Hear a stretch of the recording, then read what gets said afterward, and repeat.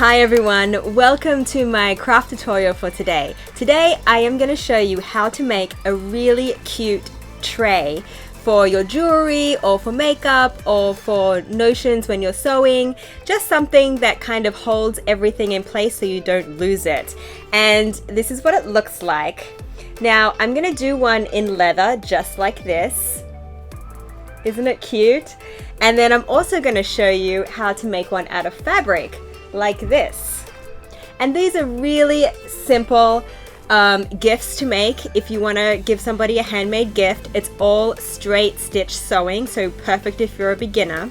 And what I really love about the leather ones is that you can personalize it with paint. So as you can see here, I've just done the edges in a gold metallic paint, which has really just given it that extra fancy edge, if you will. And you can also use the paint to paint somebody's name on the inside to personalize it if you're giving it as a gift, or maybe put your own name in it and keep it in your bathroom for jewelry, makeup, supplies, anything. Keys by the door. It's really a versatile little item to make. So let's get to it. I just want to mention, for the leather, you will need to sew the edges down, and if your machine has trouble sewing through leather like mine did, you can easily punch a hole in the corners and do a tie, or you can use an upholstery needle with thread to basically stitch it through by hand. Either way, any way you get to pinch the corners is fine. I would play around with it and have fun. So just a quick note about size for these little catch-all trays. You can make them any size you want, and all you're going to do is cut 2 pieces of fabric or leather in a square and sew pinch the edges, the corners together. Having said that though, it is much easier to make them smaller because, as you can see, basically they hold their shape on their own if you just pinch the corners like this. So this one is actually, let's see here, it's 5 inches around the top, which means I cut it 7 inches square. These little ones here that I did, they measure 4 inches, which means I cut them at 6 inches around. But as you get bigger, you will notice, especially with the leather, they turn out to be a bit floppy and the base doesn't hold its shape. This is what it looks like if you go beyond 14 inches square. So in this case, if you want something this big, what you are going to have to do is do a seam from the bottom corners all the way around. And that will give it a bit more structure like this when it's sitting on the table. So that's just a word of warning. If you are using a sewing machine, keep that in mind, that your sewing machine can sew through the leather from one corner to the other. If not, I really recommend maybe going down a bit in size and making a few more of them that you can put together in a nice pattern on the table. So with that said, let's start cutting our materials. I'm going to do the leather one first. And as I mentioned, I am just going to cut actually 1 piece of leather, and I'm going to cut it at 14 inches square. So let's do that and then we'll move on to the corners.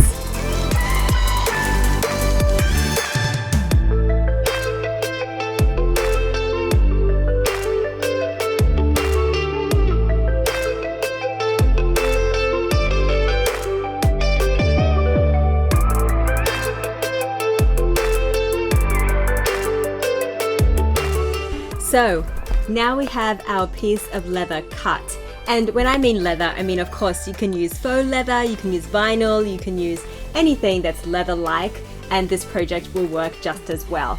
And all we're going to do is we are going to mark 2 inches down from the top and 2 inches in from the side. And you can see on this one, I've already sewn it before, just so you get a clear idea of what we're stitching together. And we are basically going to fold it like this. And if you draw a line straight from the top down, that is what you are going to sew.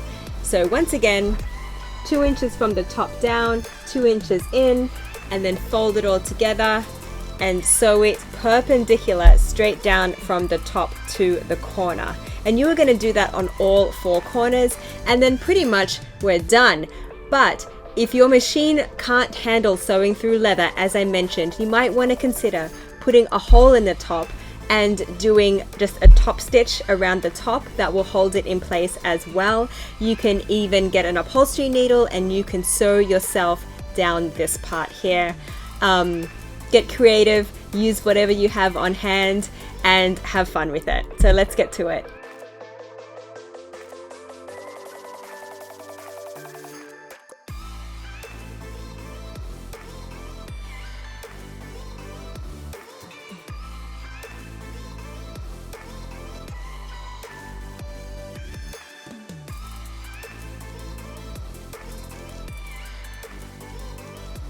Okay, so as you can see, we've now pinched our corners in and it's looking pretty good, but I still think for this size it would be better if we sewed down the side edges here so it has a bit more structure, like this one. This is a fabric one and you can see we did a little seam on the bottom edge here and it just has a little bit more structure. So that's what we're going to do with this one. We are literally going to sew from this corner here straight down to this corner, and we're going to do that on all 4 sides so it's just a little less floppy and has a bit more structure like this fabric one on the right.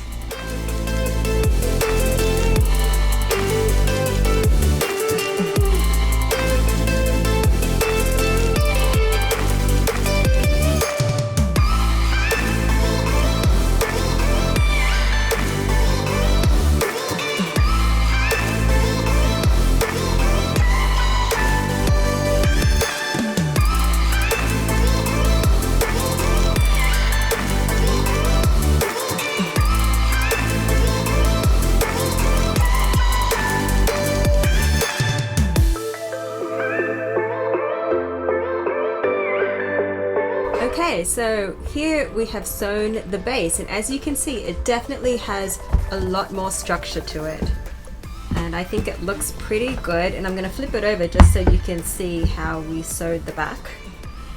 My machine really struggled with this leather so I couldn't get as close to the corners as I would like, but it still did a pretty good job all the way around here.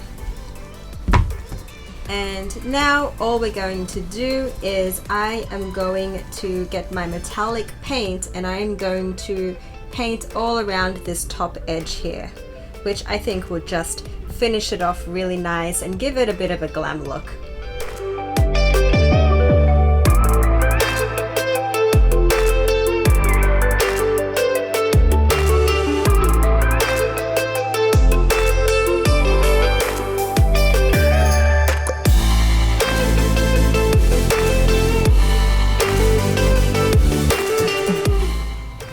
You can see the difference that it makes. This is the side without the gold and this is the side with the gold. So yeah, I highly recommend doing some sort of decorative edge if you can.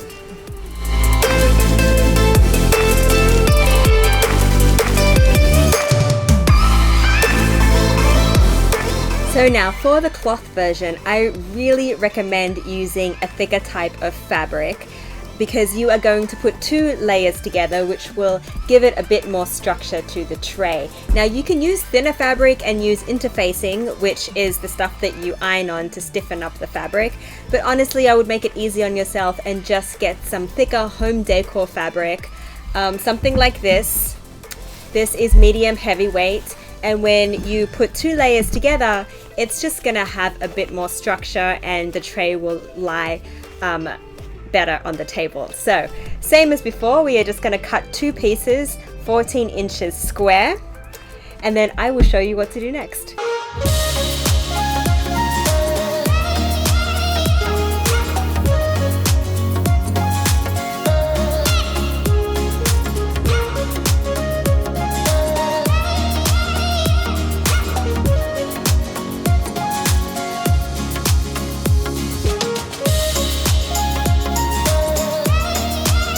Okay, so now we have our 2 pieces of fabric and we are going to place them right sides together.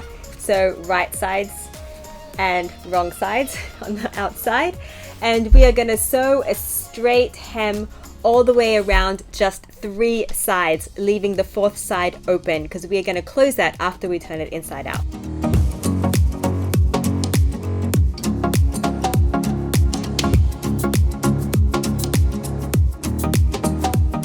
Okay, so we have sewn the 3 sides together and we have one side that has been left open.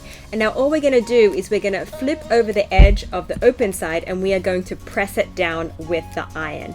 And we're just going to do that all the way around this top part. I have pinned it down just to make it easier for myself. So now when I put it under the iron, it's just going to have a nice fold there, and then we're going to turn the whole thing inside out and we're going to top stitch all the way around, sealing up this open edge. So let's do that.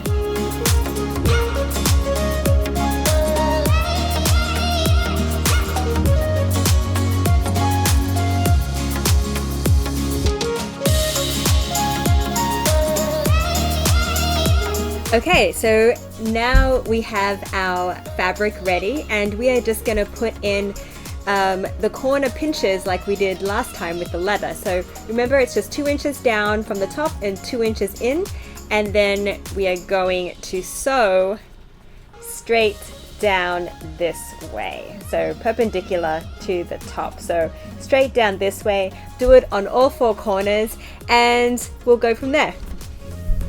And just like before, this is what it looks like, and completely optional if you want to go ahead and sew the corners down on the base so it has a bit more structure. I'm just going to do that right now and then we will be done. And we are done. Here is my cloth tray. I think it looks pretty cool.